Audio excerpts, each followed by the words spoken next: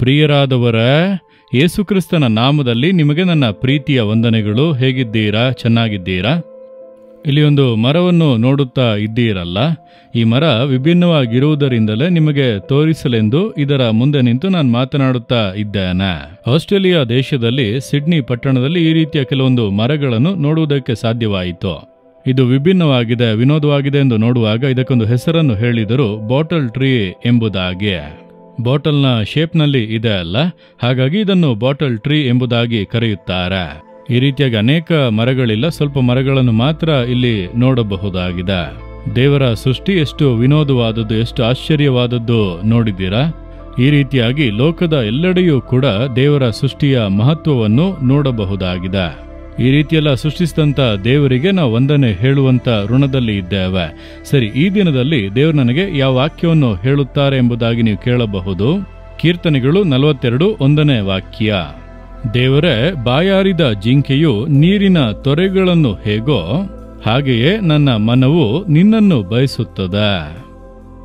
ದೇವರೇ, ನನ್ನ ಮನಸ್ಸು ನಿಮಗಾಗಿ ಹಾತೊರೆಯುತ್ತದೆ ಎಂಬುದಾಗಿ ಕೀರ್ತನೆಗಾರನು ಹೇಳುತ್ತಿದ್ದಾನೆ. ಇಂತಹ ಒಂದು ತವಕ ನಮ್ಮ ಆತ್ಮದಲ್ಲಿ, ನಮ್ಮ ಮನಸ್ಸಿನಲ್ಲಿ ಉಂಟಾಗಬೇಕು.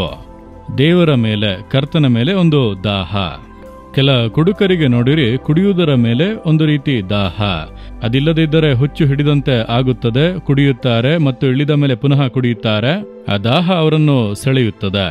ಕೆಲವರಿಗೆ ಮಾದಕ ವಸ್ತುಗಳ ಮೇಲೆ ದಾಹ. ಆ ಮಾದಕ ವಸ್ತುಗಳನ್ನು ಉಪಯೋಗಿಸದೇ ಇದ್ದರೆ, ಆ ಇಂಜೆಕ್ಷನ್ ಹಾಕದೇ ಇದ್ದರೆ ಹುಚ್ಚು ಹಿಡಿದಂತೆ ಆಗುತ್ತದೆ ಅನ್ನುತ್ತಾರೆ. ಆ ರೀತಿಯ ಕಾರ್ಯಗಳು ಕೆಲವರನ್ನು ದಾಸರನ್ನಾಗಿ ಮಾಡಿ ಅದರಿಂದ ಮತ್ತು ಬರುವಂತೆ ಮಾಡುತ್ತದೆ. ಅಂತವರು ದಾಹದಿಂದ ಲೋಕದ ಕಾರ್ಯಗಳನ್ನು ನೆರವೇರಿಸುವುದಕ್ಕೆ ಹುಡುಕಾಡುತ್ತಾರೆ. ಅದೇ ರೀತಿಯಾಗಿ ಬಾಯಾರಿದ ಜಿಂಕೆಯು ನೀರಿನ ತೊರೆಗಳನ್ನು ಹೇಗೋ, ಲೋಕದ ಜನರು ಲೋಕದ ವ್ಯಾಮೋಹಗಳನ್ನು ದಾಹದಿಂದ ಹುಡುಕುತ್ತಾರೆ. ದೇವರ ಮಕ್ಕಳಾದ ನಾವು ದೇವರ ಮೇಲೆ ದಾಹದಿಂದ ಇರಬೇಕು. ಯಾವ ರೀತಿ ದಾಹದಿಂದ ಇರಬೇಕು? ಬಾಯಾರಿದ ಜಿಂಕೆಯು ನೀರಿನ ತೊರೆಗಳಿಗಾಗಿ ಹೇಗೋ ಆ ರೀತಿಯಾದ ದಾಹ ನಮ್ಮೊಳಗೆ ಇರಬೇಕು. ಕಾಡಿನಲ್ಲಿ ಜಿಂಕೆಗಳು ಸುತ್ತುತ್ತಿರುವಾಗ ಅದು ಹುಲ್ಲನ್ನು ಮೇಯ್ದು ದಾಹವಾದರೆ ಅದು ನೀರನ್ನು ಹುಡುಕುತ್ತದೆ. ಎಲ್ಲ ಕಡೆಗಳಲ್ಲೂ ನೀರು ಸಿಗುವುದಿಲ್ಲವಲ್ಲ, ನೀರನ್ನು ಹುಡುಕಿ ಅದು ಅಲೆದಾಡುತ್ತದೆ. ಬಹಳ ಆಸಕ್ತಿಯಿಂದ, ದಾಹದಿಂದ ನೀರನ್ನು ನೋಡುವವರೆಗೂ, ಅದಕ್ಕಾಗಿ ಬಹಳ ದಾಹದಿಂದ ಅದನ್ನು ಹುಡುಕಿ ಕೆಲ ಸಮಯಗಳಲ್ಲಿ ಒಂದು ಹಳ್ಳದಲ್ಲಿ ಸ್ವಲ್ಪ ನೀರು ಸಿಕ್ಕಿದರೂ ಅದನ್ನು ಕುಡಿದು ದಾಹ ತೀರಿಸಿಕೊಳ್ಳುತ್ತದೆ. ಅದೇ ರೀತಿಯಾಗಿ ನಾವು ದಾಹದಿಂದ ದೇವರನ್ನು ಹುಡುಕಬೇಕು. ನೀರು ಎಲ್ಲಿದೆಯೋ ಅದನ್ನು ಹುಡುಕಿ ಕುಡಿಯುವವರೆಗೂ ಜಿಂಕೆಯು ಸುಮ್ಮನೆ ಇರುವುದಿಲ್ಲ. ನಮ್ಮ ಪ್ರಾರ್ಥನಾ ಬೆಟ್ಟ ಇದೆ ಅಲ್ಲ, ಆ ಭಾಗದಲ್ಲಿ ಬಹಳ ಜಿಂಕೆಗಳು ಇವೆ. ಆ ಬೆಟ್ಟದಿಂದ ಇಳಿದು ಬರುತ್ತದೆ, ನೀರಿಗಾಗಿ ಕೆಳಗಿನವರೆಗೂ ಇಳಿದು ಬರುತ್ತದೆ. ಕೆಲವೊಮ್ಮೆ ನಮ್ಮ ಪ್ರಾರ್ಥನಾ ಬೆಟ್ಟದಲ್ಲಿ ಪ್ರಾರ್ಥನೆ ನಡೆಯುವಂತ ಸ್ಥಳದವರೆಗೂ ಬರುತ್ತದೆ. ನಾವು ಅದನ್ನು ಅರಿತು ಇದು ನೀರಿಗಾಗಿ ಹುಡುಕಿ ಬರುತ್ತಾ ಇದೆ ಎಂಬುದನ್ನು ತಿಳಿದು ಆ ಬೆಟ್ಟದ ತುದಿಯಲ್ಲಿ ಪ್ರಾರ್ಥನಾ ಬೆಟ್ಟಕ್ಕೆ ಅಂಟಿಕೊಂಡಂತೆ ದಾಹವನ್ನು ತೀರಿಸುವಂತೆ ನೀರಿನ ತೊಟ್ಟಿಗಳನ್ನು ಕಟ್ಟಿ ಅದರಲ್ಲಿ ನೀರನ್ನು ತುಂಬಿಸಿಟ್ಟಿದ್ದೇವೆ. ಹಾಗಾಗಿ ಜಿಂಕೆಗಳು ದಾಹದಿಂದ ಇರುವಾಗ ನೀರನ್ನು ಹುಡುಕಿಕೊಂಡು ಬಂದು ಅವು ಕುಡಿಯುತ್ತವೆ. ಎಲ್ಲಿ ನೀರಿದೆ ಎಂಬುದಾಗಿ ಹುಡುಕಿ ಅದನ್ನು ಹೊಂದಿ ದಾಹವನ್ನು ತೀರಿಸಿಕೊಳ್ಳುತ್ತದೆ. ಅದೇ ರೀತಿಯಾಗಿ ದೇವರ ಮೇಲೆ ನಮಗೊಂದು ದಾಹ ಇರಬೇಕು. ದೇವರನ್ನು ದಾಹದಿಂದ ಹುಡುಕಬೇಕು. ಸತ್ಯ ವೇದದಲ್ಲಿ ಆತನನ್ನು ಹುಡುಕಿ ಆತನ ಕುರಿತು ಅರಿತುಕೊಳ್ಳಬಹುದು. ಪ್ರಾರ್ಥನೆಯಲ್ಲಿ ದೇವರನ್ನು ಹುಡುಕಿ ಅರಿತುಕೊಳ್ಳಬಹುದು. ನಾವು ಆ ರೀತಿಯಾಗಿ ದೇವರನ್ನು ಹುಡುಕಿ ಆತನ ಪ್ರೀತಿಯನ್ನು, ಆತನ ಕೃಪೆಯನ್ನು, ಬಲವನ್ನು ಪೂರ್ಣವಾಗಿ ಅರಿತುಕೊಳ್ಳುವಾಗಲೇ ಆತ್ಮದಲ್ಲಿ ಒಂದು ತೃಪ್ತಿ ಉಂಟಾಗುತ್ತದೆ. ಆದರೆ ಪುನಃ ದಾಹ ಬರುತ್ತದೆ. ದಾಹ ಒಂದು ಬಾರಿ ಅಲ್ಲ, ಪುನಃ ದಾಹ ಬರುವಾಗ ಅದು ಪುನಃ ಇನ್ನೊಂದು ನೀರಿರುವಂತಹ ಸ್ಥಳವನ್ನು ಹುಡುಕುತ್ತದೆ. ಅದೇ ರೀತಿಯಾಗಿ ಆತ್ಮೀಕ ಜೀವಿತದಲ್ಲಿ ತೃಪ್ತಿ ಎಂಬುದು ಬರಬಾರದು. ನಾನು ರಕ್ಷಿಸಲ್ಪಟ್ಟೆ ಸಾಕೆಂದು ಇರಬಾರದು, ಅಭಿಷೇಕ ಬೇಕು, ಅದು ಬೇಕೆಂದು ಹುಡುಕಬೇಕು.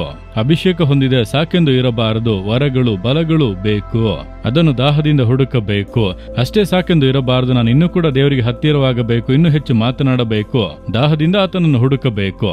ಈ ರೀತಿ ನಾವು ದಾಹದಿಂದ ಆತನನ್ನು ಹುಡುಕುತ್ತಾ ನಾವು ಪೂರ್ಣವಾಗಿ ಆತನನ್ನು ಅರಿತುಕೊಳ್ಳಬಹುದು.